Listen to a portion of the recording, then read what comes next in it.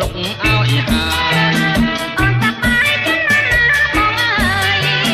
អូនតាបាយទៅណាបងអើយចាប់តែអូនហើយបងអើយអូនជួយច្រូតវិញច្រូតស្រីជួយទីច្រូតស្រីច្រូតស្រីជួយទីច្រូតស្រី